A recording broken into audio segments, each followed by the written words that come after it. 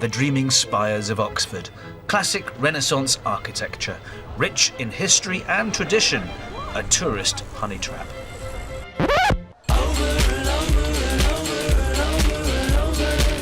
But according to this cultural theorist, many tourists today are missing the point. And in order to see the future of travel, you have to understand the past. The problem with travel today is that we're following itineraries that were set 300 or 400 years ago by the aristocratic grand tourists of Europe, whose aim was to go and have a high culture experience, going to somewhere like Italy and seeing the Sistine Chapel or the Colosseum. And we're doing the same thing. We're having a list of monuments to see, a list of landmarks to go and see, which aren't really appropriate for the modern age. Perhaps, it might be from your position a good thing to adopt this attitude. But don't forget, there are loads of people who work very hard and for whom going abroad for 2 weeks in the sun, not thinking too much, is a wonderful relief. Are you knocking that? I'm not knocking that at all, and of course sometimes we just need to relax. I've got 2 kids and there's nothing better than switching off sometimes. But for 200 years we've been sold this idea of a getaway holiday, a kind of a release from everyday life. But that holiday was invented by factory bosses in the 19th century who wanted to give their workers a week off so they could then come back and slave away at the assembly line, and I don't think we should fall for that trick. So the future of travel apparently is not just about venturing further and further afield, ticking boxes and collecting famous monuments, or indeed transforming more coastlines into upmarket beach paradises. Morning.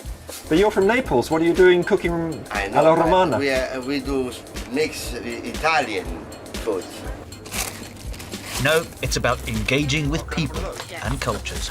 Like stopping eating chocolate. These are like those Italian date tomatoes or something like that. Yeah. The fantastic thing about modern travel is that it's all right here on our doorsteps, and globalization's made it possible because all the different cultures from the world have come to most of the towns and cities in the world. I can walk down a street like this here in Oxford, Cowley Road, and I can meet Brazilians and Italians, Somalis, Nigerians.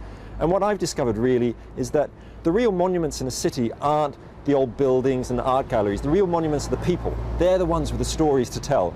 And so I think the future of travel is about having conversations with strangers. Sometimes I think sitting on trains. Point taken, but surely part of going away is being immersed in a different culture and its finest architectural achievements, not just making new friends round the corner from where you live. And the magic of discovery is only now opening up to millions of people around the world. It's estimated 100 million new Chinese tourists will be unleashed on the market by 2020. Who are we to say that they're getting it wrong? Well, what happened in the 19th century was there was a huge explosion of tourism across Europe. And of course there was an explosion of guidebooks as well. And those guidebooks simply followed and copied wholesale the routes and the tours taken by the aristocrats of the previous 200 years. And today's guidebooks are doing exactly the same thing. They haven't really changed. So if the guidebook is killing our instinctive curiosity, can technology lead us into new ways of seeing and experiencing what they call in the business augmented reality? The future of travel is likely to be shaped by technological innovations which reduce stress. Buzzwords abound in this vision of the future of travel.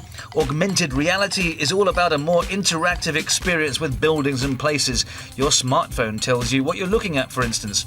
A new report by technology provider Amadeus says airports will become paperless and fingerprints are boarding passes.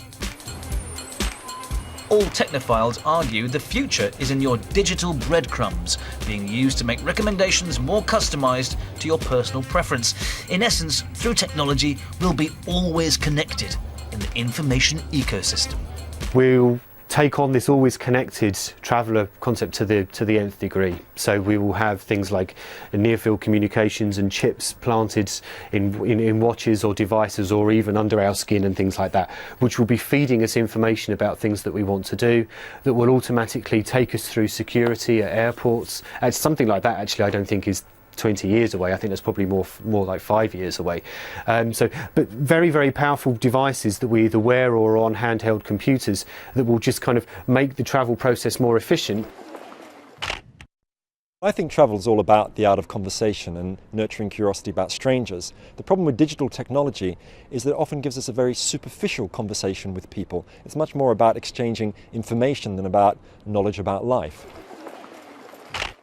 It's very much opting in and opting out, whether you want to be bombarded with all information, certain types of information, or most importantly, information that's actually going to enhance your travel experience.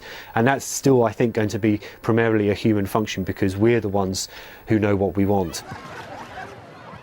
Ultimately, perhaps the message is travelling doesn't just have to be a ritual, nor an escape or sanctuary from the rigours of the 9 to 5.